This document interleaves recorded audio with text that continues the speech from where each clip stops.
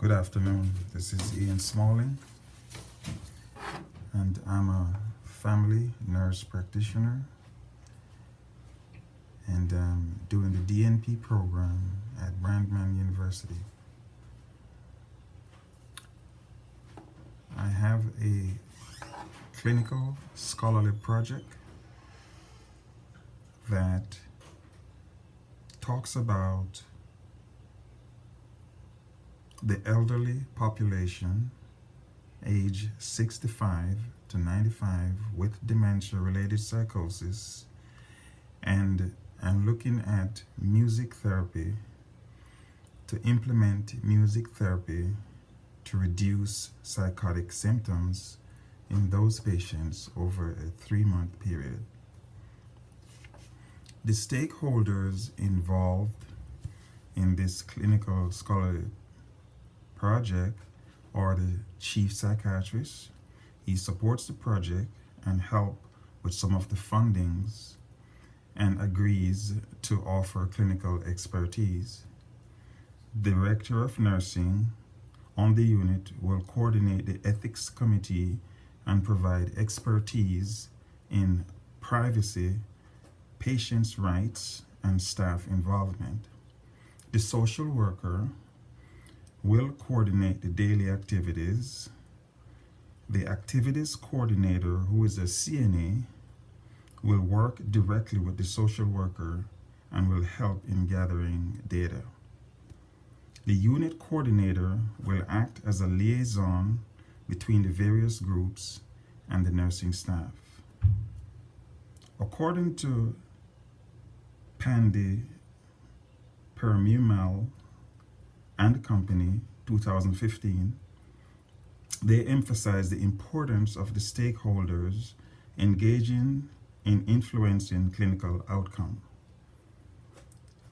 Also, Leviton and Melikar, 2015, emphasize that stakeholders are valuable for quality improvement as they help with planning, conducting, and interpreting evaluations. The educational theory and conceptual framework. The conceptual framework of this clinical scholarly project is based on the systems thinking framework, and that's Haynes, 1998. Simply stated, it is predicated on the premise that when one creates a network of relationship, then it becomes easier to achieve the desired outcome. This model uses a sequence of letters to represent the phase of the system. The letters that my CSP represent are C, D, A, and B. So Haynes states that A represents the outcome phase, and this will measure the change that music therapy will have on psychosis. B represents the feedback and is critical in gauging the outcome.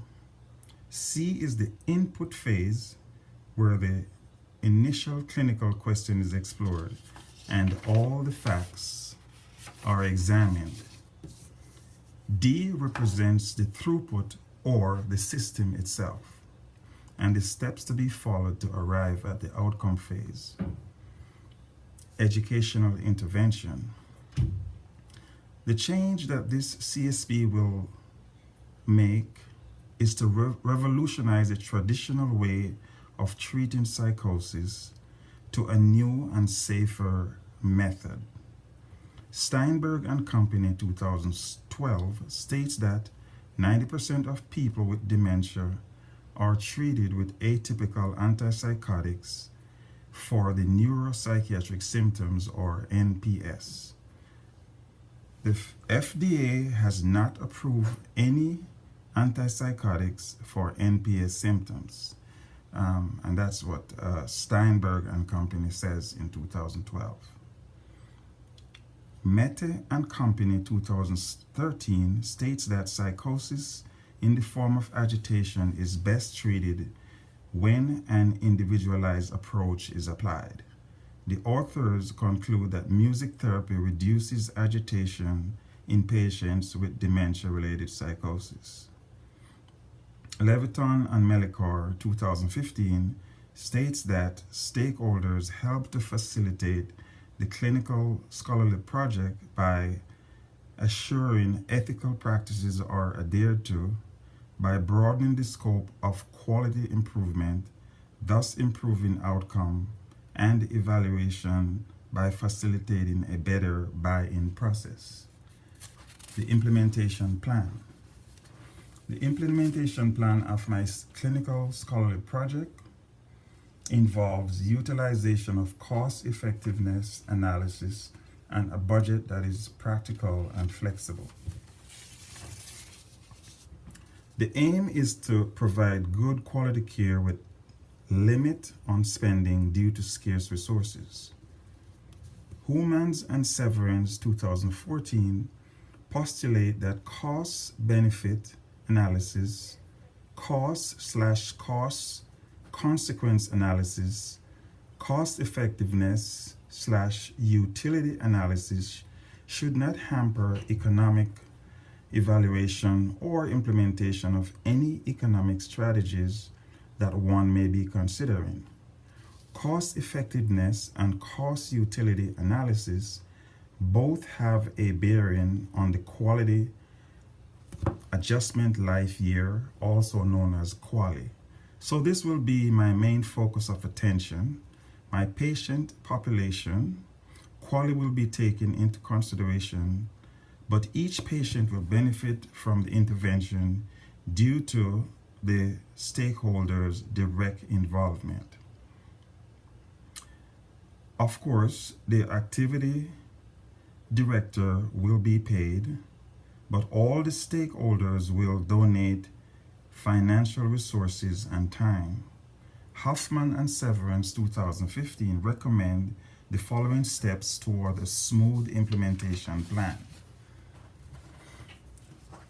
Use implementation analysis to promote evidence-based practice to guide clinical management. Make predictions of the cost of implementation. This include research and development related expenses plus opportunity costs of patient and care providers. Then you posit step 1 and 2 before pursuing elaborate, ambitious process of evaluation and rash decision making regarding implementation strategies. Thank you very much.